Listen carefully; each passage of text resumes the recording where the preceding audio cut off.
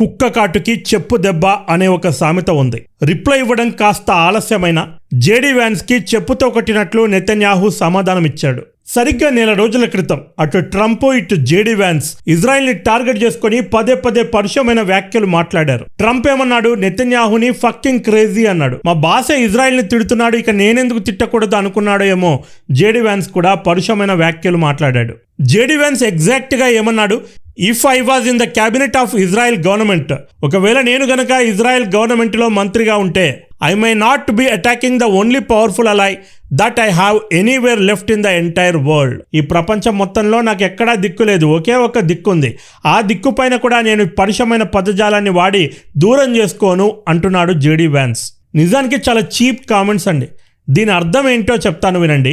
ఇజ్రాయెల్కి ప్రపంచం మొత్తంలో ఏ ఒక్క దేశం కూడా సహాయం చేయదు, దాని వెనక ఏ ఒక్క దేశం కూడా లేదు.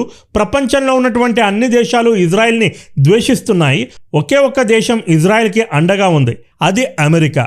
అమెరికా గనక రేపొద్దున చేతులు ఎత్తేస్తే ఇజ్రాయెల్కి దిక్కు దివానా ఉండదు. నీ బతుకు కుక్క బతుకు అవుతుంది. ఇంత అర్థం ఉంది ఆ ఒక్క సెంటెన్స్లో. ఎంత కాదన్నా అమెరికా మిత్రదేశం కాబట్టి మిత్రధర్మానికి లోబడి నెతన్యాహు ఇప్పటి వరకు జేడీ వ్యాన్స్ పైన ఎలాంటి వ్యాఖ్యలు చేయలేదు.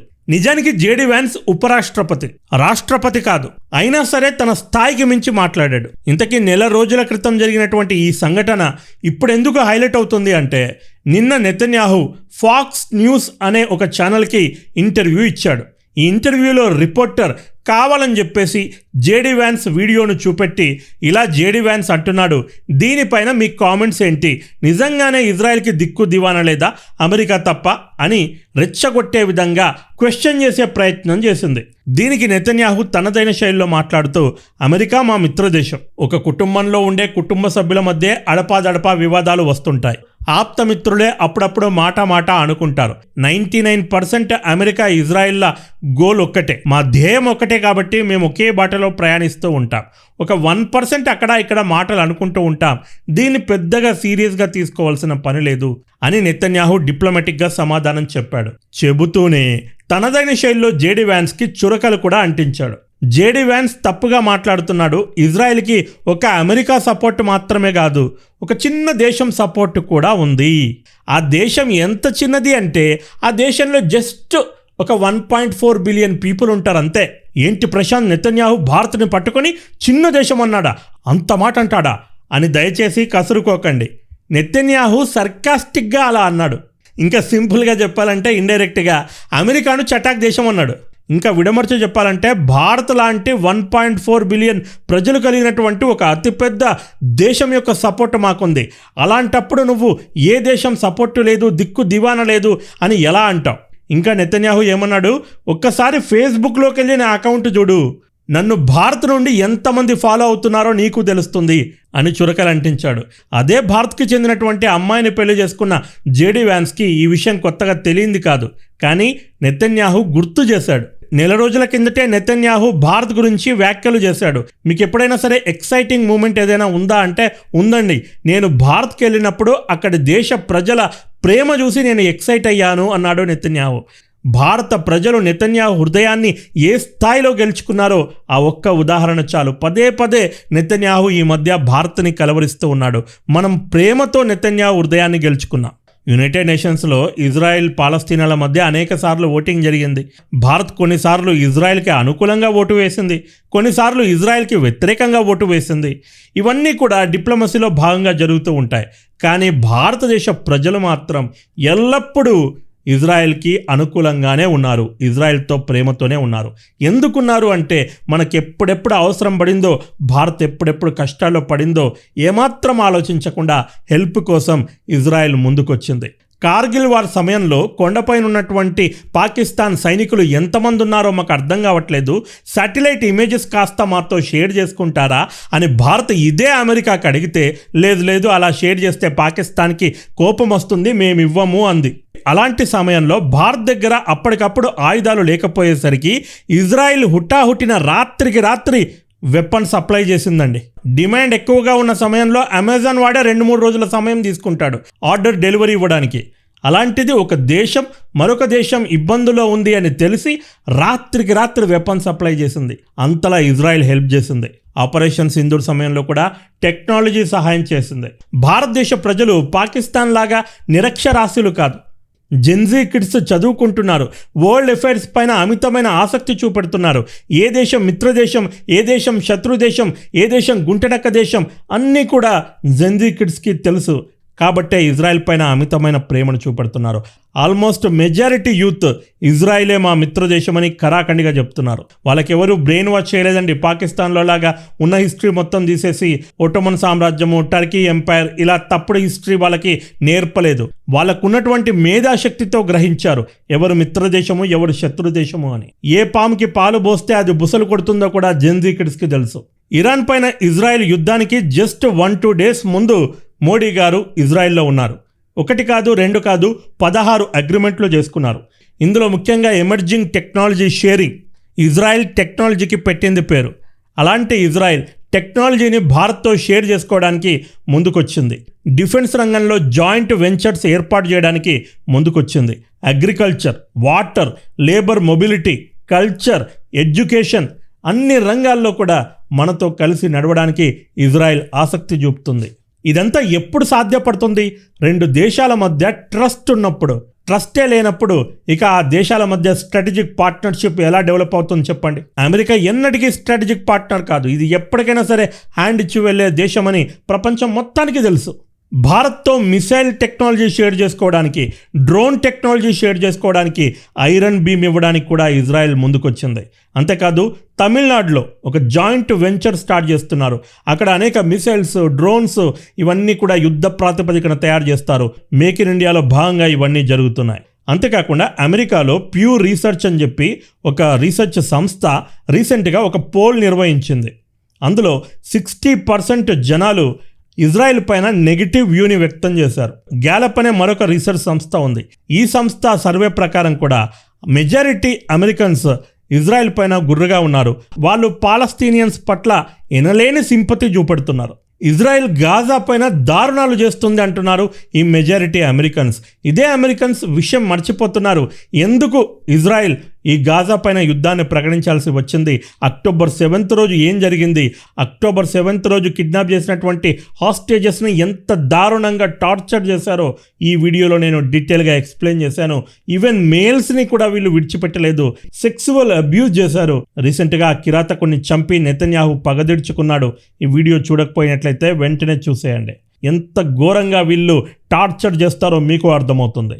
ఇక డెమోక్రాటిక్ పార్టీ అయితే పూర్తి స్థాయిలో ఇజ్రాయెల్ని పక్కకు పెట్టాలని డిమాండ్ చేస్తుంది. ఇజ్రాయెల్కి వెపన్ సప్లైని ఇమ్మీడియట్గా ఆపేయాలని పదే పదే కోరుతూ ఉంది. ఇప్పుడు ట్రంప్ చేసే తిక్క పనుల వలన ఖచ్చితంగా నెక్స్ట్ ఎలక్షన్స్లో డెమోక్రటిక్ పార్టీ అధికారంలోకి వచ్చే అవకాశాలున్నాయి. ఒకవేళ డెమోక్రటిక్ పార్టీ అధికారంలోకి వస్తే ఇజ్రాయెల్ని దూరం పెట్టే అవకాశాలు పుష్కలంగా ఉన్నాయి. అలాంటి సందర్భంలో ఇజ్రాయెల్ ఒంటరి అవుతుంది. కాబట్టే ఇజ్రాయెల్ ఇప్పటి నుంచే ప్లాన్ బి అమల్లోకి తెస్తుంది. అమెరికాను కాదని వేరే ఏ దేశాలు నాతో కలవడానికి వస్తాయి, ఆ దేశాలన్నింటినీ కలుపుకొని ఒక కొత్త సంఘటన ఏర్పాటు చేయడానికి ఇజ్రాయెల్ పావులు కదుపుతుంది. ఇజ్రాయెల్ దగ్గర అమితమైనటువంటి డబ్బు ఉంది, మేధావి వర్గం ఉంది. అనేక కంపెనీల సీఈఓలందరూ కూడా జ్యూసేనండి.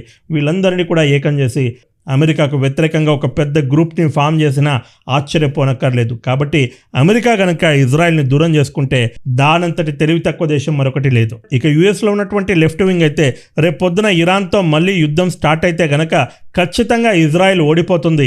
ఇజ్రాయెల్ ఓటమి అంచనా ఉంది. కాబట్టి ఈ దేశంతో అంటిముట్టినట్టుగా డిస్టెన్స్ మెయింటైన్ చేస్తే అమెరికాకు మంచిది అనే అభిప్రాయాల్ని వ్యక్తం చేస్తున్నాయి. అంటే వాడుకుని వదిలేస్తున్నాయి. చైనాను కట్టడి చేయడానికి, మిడిల్ ఈస్ట్లో ఇరాన్ని కట్టడి చేయడానికి, కొన్ని శత్రు దేశాలను కట్టడి చేయడానికి ఈ మిడిల్ ఈస్ట్లో ఒక సంఘటనని కొన్నేళ్ల కిందట అమెరికా, భారత్, ఇజ్రాయెల్, యుఏఈలు కలిసి ఏర్పాటు చేసుకున్నారు. మీకు గుర్తే ఉంటుంది. దీన్నే I2U2 అంటారు. I2 అంటే ఇజ్రాయెల్, ఇండియా, U2 అంటే యుఏఈ, యుఎస్ఏ. అమెరికా ఏం చేసిందండి? ఈ గ్రూప్ మధ్యలో హ్యాండ్ ఇచ్చి దీన్ని పట్టించుకోవడమే మానేసింది. క్వాడ్ని ఎలాగైతే పక్కకు పెట్టిందో I2U2ను కూడా అలాగే పక్కకు పెట్టింది. ఇప్పుడు ఏమంటున్నాడు ట్రంప్? G2 అంటున్నాడు. అంటే చిన్న చితక దేశాలతో మనం గ్రూపులు ఫామ్ చేస్తే మన వాల్యూయే పడిపోతుంది, 1 and 2 టాప్ పొజిషన్లో ఎవరైతే ఉన్నారో అమెరికా, చైనా, మనం కొట్టుకునే బదులు మనమే ఒక గ్రూప్ ఫామ్ చేద్దాం, చిన్న చితక దేశాలపైన దౌర్జన్యాన్ని చేసి లూటీ చేసుకుందాం, మనల్ని అడిగేవాడే లేడు, మనం కొట్టుకుంటే ఈ చిన్న చితక దేశాలు అడ్వాంటేజ్ తీసుకుంటున్నాయని ట్రంప్ ఒక కొత్త గేమ్ ప్లాన్ అమల్లోకి తెచ్చాడు. మోడీ గారి ముందే మన బద్ధశత్రువు అయినటువంటి చైనాకి అనుకూలంగా ఉన్నటువంటి ఈ G2 గ్రూప్ గురించి ప్రస్తావించాడు. అంటే మేము చైనా వైపు వెళ్ళిపోతున్నాం, మీ దారి మీరు చూసుకొని ఇండైరెక్ట్గా చెప్తున్నాడు. ట్రంప్ ఒక విషయాన్ని గుర్తుంచుకోవాలి, చలిచీమలన్నీ కలిసి మహామహా సర్పాలను కూడా చంపిన ఉదంతాలు చరిత్రలో ఉన్నాయి. కాబట్టి మీ ఇద్దరు కలిసిన మిగతా ప్రపంచం మొత్తం ఒకటైతే మీ తోలు తీస్తారు, గుర్తుంచుకోండి. ఈ I2U2లో USA పక్కకి వెళ్ళిపోయింది, కానీ ఇప్పటికీ కూడా ఇజ్రాయెల్, UAE, భారత్ ఈ మూడు కూడా ఒక్క తాటిపైన నడుస్తూ ఉన్నాయి. ఈ మూడింటి బలం చూడండి. ఇండియా స్కేల్, మార్కెట్, అంటే ఇండియాలో 1.4 బిలియన్ పీపుల్ ఉన్నారు. హ్యూజ్ మార్కెట్ ఇది. ప్రపంచంలో ఎక్కడ కూడా ఇంత పెద్ద మార్కెట్ లేదు. చైనా, ఆ తర్వాత భారత్. చైనా తన ప్రొడక్ట్స్ని తనే తయారు చేసుకుంటుంది కాబట్టి ఆ మార్కెట్కి పెద్దగా వాల్యూ లేదు, కానీ భారత మార్కెట్కి ఇంటర్నేషనల్గా చాలా పెద్ద వాల్యూ ఉంది. ఇప్పుడిప్పుడే మనం మేక్ ఇన్ ఇండియాలో భాగంగా ప్రోడక్ట్స్ని తయారు చేసుకోవడం మొదలుపెట్టాం, కానీ ఇప్పటికీ కూడా అనేక ప్రోడక్ట్స్కి ఇక్కడ మార్కెట్లో డిమాండ్ ఉంది. అలాంటి మార్కెట్ భారత్ యొక్క పెద్ద అడ్వాంటేజ్. అది కాకుండా డిప్లొమాటిక్గా భారత్కి చాలా మంచి పేరు ఉంది. భారత్ ఒక శాంతియుత దేశము, సౌమ్యమైన దేశము అని చెప్పి భారత్కి అంతర్జాతీయంగా ప్రపంచంలో ఒక మంచి పేరు ఉంది. ఏ దేశం పైన కూడా మనం ఇప్పటి వరకు దౌర్జన్యంగా యుద్ధానికి వెళ్ళలేదు. మన పైన యుద్ధానికి వస్తే మనం యుద్ధం చేస్తాం తప్ప మనం ఒక దేశం పైన ఎప్పుడు కూడా యుద్ధాన్ని ప్రకటించలేదు. భారత్కి డిప్లొమసీలో మంచి పేరుంది. ఇది కూడా మనకు ఒక పెద్ద అడ్వాంటేజ్గా మారనుంది. ఇక ఇజ్రాయెల్ అంటారా, నేను ముందే చెప్పాను, టెక్నాలజీలో ఇజ్రాయెల్ని కొట్టేవాడే లేదు. ముఖ్యంగా సైబర్ టెక్నాలజీలో అయితే ప్రపంచంలోనే 2వ స్థానంలో ఉంది ఇజ్రాయెల్. డిఫెన్స్ రంగంలో లేజర్ టెక్నాలజీతో ఈ డ్రోన్స్ని ఎలా కొట్టొచ్చు, ఈ మిసైల్స్ని ఎలా కొట్టొచ్చు, అద్భుతమైన టెక్నాలజీ ఇది. Iron beam, iron dome, what not. Israel దగ్గర చాలా మంచి టెక్నాలజీ ఉంది. ఈ టెక్నాలజీ అనేది ఈ గ్రూప్కి చాలా పెద్ద అడ్వాంటేజ్గా మారనుంది. ఇక UAE అంటారా, UAE దగ్గర అపారమైనటువంటి ఆయిల్ నిక్షేపాలు ఉన్నాయి. ఆయిల్ నిక్షేపాలతో వచ్చే డబ్బు ఉంది. Very rich country. సో ఈ కూటమి ఒకవేళ జాయింట్ వెంచర్స్ని స్టార్ట్ చేస్తే దీంట్లో UAE పెద్ద ఎత్తున ఇన్వెస్ట్మెంట్ చేసే అవకాశం ఉంది. ఒకరి దగ్గర పేరుంది, ఒకరి దగ్గర మార్కెట్ ఉంది, మరొకరి దగ్గర టెక్నాలజీ ఉంది, మరొకరి దగ్గర మనీ ఉంది. ఇంతకంటే బెటర్ కూటమి ఎక్కడైనా ఉంటుందా చెప్పండి. ఇంతకీ ఈ కూటమి ఎందుకు ఏర్పడింది అంటే మరొక కూటమికి వ్యతిరేకంగా. ఆ కూటమి ఏంటి? ఒక గుంటనక్క కూటమి మిడిల్ ఈస్ట్లో రూపుదిద్దుకుంటుంది కొత్తగా. అదేంటి? సౌదీ, పాక్, టర్కీ ఈ 3 దేశాలతో కూడుకున్నటువంటి ఒక కూటమి ఉంది. ఈ సున్నీ ఇస్లామిస్టులు అందరూ కలిసి ఏర్పరచుకుంటున్నటువంటి ఈ కూటమి. ఒక దేశం దగ్గర న్యూక్లియర్ వెపన్స్ ఉన్నాయి, మరొక దేశం దగ్గర డ్రోన్ టెక్నాలజీ ఉంది, మరొక దేశం దగ్గర డబ్బు ఉంది. సౌదీ దగ్గర అమితమైనటువంటి డబ్బు ఉంది. దీన్ని చెక్ పెట్టడానికి ఇజ్రాయెల్, ఇండియా, UAE ఈ 3 కూడా కూటమిగా ఏర్పడ్డాయి. మీకు అర్థమవుతుంది అనుకుంటా ఎంత పెద్ద గేమ్ నడుస్తుందో. అది కాకుండా ట్రంప్ ఈ మధ్య ఇజ్రాయెల్ని తక్కువ చేస్తూ పదే నోరు జారుతున్నాడు. నిన్న కూడా నోరు జారాడు. ఏమన్నాడు ట్రంప్? నెతన్యాహు మిత్రదేశం కదా అని చెప్పి ట్రంప్కి ఫోన్ చేసి మన మధ్య కొన్ని మనస్పర్ధలు వచ్చాయి, ఈ మనస్పర్ధల్ని దూరం చేసుకోవడానికి మనం ఒకసారి కలిస్తే బాగుంటుంది, అవసరమైతే నేనే వస్తాను అమెరికాకి, వైట్ హౌస్లో కూర్చొని మాట్లాడదాం అని నెతన్యాహు ట్రంప్కి ఫోన్ చేసి మాట్లాడితే ఈ ట్రంప్ ఏమంటాడండి, ఒక ఇంటర్వ్యూలో మాట్లాడుతూ నెతన్యాహు నిన్నే నాకు ఫోన్ చేశాడు, నాతో కలిసి మీటింగ్కి వస్తా అంటున్నాడు. నెతన్యాహుకి తెలుసు అసలు బాస్ ఎవరో, కాబట్టే నా వెంబడబడుతున్నాడు అన్నట్టుగా చీప్గా మాట్లాడాడు. నెతన్యాహు ఒక పక్క అమెరికా మా మిత్రదేశమే, ట్రంప్ మా మిత్రుడే అంటూనే లెబనాన్లో మొత్తం సైన్యాన్ని వెనక్కి తీసుకో అంటున్నాడు ట్రంప్. కానీ నెతన్యాహు ఏమంటున్నాడు? సైన్యాన్ని వెనక్కి తీసుకోవడం అయితే సాధ్యం కాదు, ఎందుకంటే లెబనాన్లో కొన్ని క్రిస్టియన్ విలేజెస్ ఉన్నాయి. ఈ విలేజెస్ మా దగ్గరికి వచ్చి ప్రజలే అడుగుతున్నారు, మమ్మల్ని ఇజ్రాయెల్లో కలుపుకోండి. ఒకవేళ గనక మీరు మమ్మల్ని అలాగే వదిలేస్తే ఈ హిజ్బుల్లా దళాలు మమ్మల్ని నిర్దాక్షిణ్యంగా ఊచకొత్తకు వస్తాయి, మాలో ఏ ఒక్కరం కూడా ప్రాణాలతో ఉండము, కాబట్టి మమ్మల్ని కాపాడే బాధ్యత మీరు తీసుకోండి, మా విలేజెస్ని మీ దేశంలో కలుపుకోండి అని నేరుగా ఇజ్రాయెల్కి రిక్వెస్ట్ చేశాయి. కాబట్టి నెతన్యాహు ఏమంటున్నా అంటే మానవతా దృక్పథంతో ఆ క్రిస్టియన్స్ విలేజెస్ని కాపాడాల్సిన బాధ్యత మా పైన ఉంది, కాబట్టి ఆ విలేజెస్ని ఖచ్చితంగా మేము ఇజ్రాయెల్లో కలుపుకుంటామని స్టేట్మెంట్ ఇచ్చాడు. అక్కడ మాత్రమే కాదు, ఎక్కడైనా సరే మా జూయిష్ ప్రజలు కానీ, క్రిస్టియన్ ప్రజలు కానీ ఎవరైనా సరే ఇబ్బందులో ఉంటే మా హెల్ప్ అడిగితే ఖచ్చితంగా మేము హెల్ప్ చేస్తాము, ముఖ్యంగా ఈ హిజ్బుల్లా హమాస్ పందులకు వ్యతిరేకంగా హెల్ప్ చేస్తామని నెతన్యాహు స్టేట్మెంట్ ఇచ్చాడు. ఇజ్రాయెల్ అమెరికాల మధ్య ఎలాంటి గేమ్ నడుస్తుంది, ఇందులో భారత్ ఎలా ఇన్వాల్వ్ అయి ఉంది, ఇప్పుడు మీకు ఒక ఫుల్ క్లారిటీ వచ్చింది అని అనుకుంటున్నాను. కంటెంట్ కనుక నచ్చితే వీడియోను లైక్ చేయండి, 10 మందికి షేర్ చేయండి, ఛానల్ని సబ్స్క్రైబ్ చేసుకొని నోటిఫికేషన్స్ కోసం బెల్ ఐకాన్ ప్రెస్ చేయండి. ఇది వీడియో, మరో వీడియోతో మళ్ళీ కలుద్దాం. This is Prashanth signing off. Bye bye and take care. Jai Hind, Vande Mataram.